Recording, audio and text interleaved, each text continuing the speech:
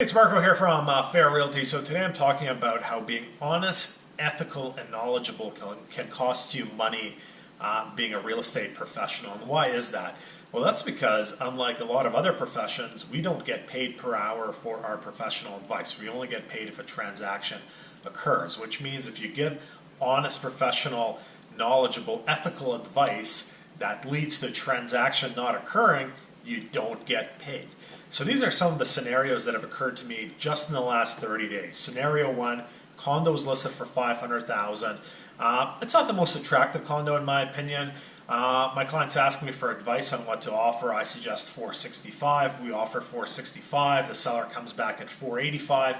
My clients say, great, we'll take it. I go back to my clients and I say, listen, the seller already came down $15,000. Let's go back at $475.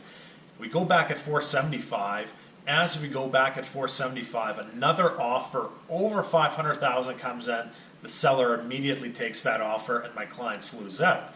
And my clients are looking at me like, what just happened? We were okay to take $485. You advised us to go $475, and this place ends up selling for over $500,000, even though we could have accepted $485.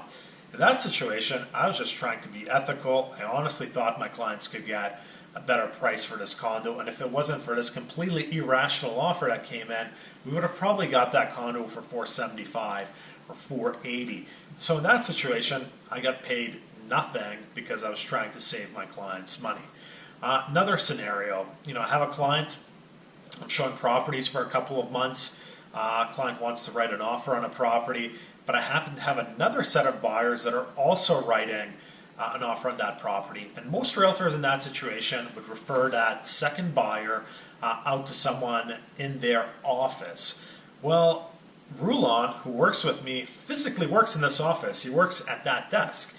I didn't feel comfortable referring my second set of clients to Rulon because I already knew what my first set of clients were going to offer, and we physically work in the same office. So this to me does not really add up, even though it's completely legal. There's no issue surrounding that.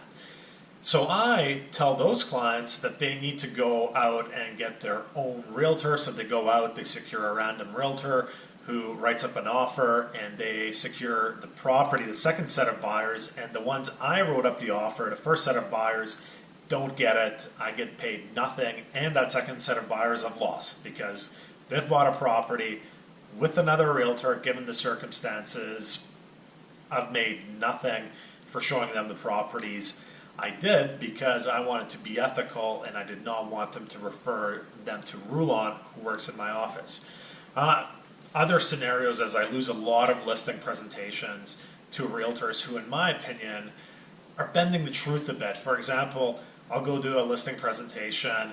I'll say, this is how homes sell. They sell through MLS, Realtor.ca. A realtor will go in and they'll say, well, we'll do all this extra marketing, etc.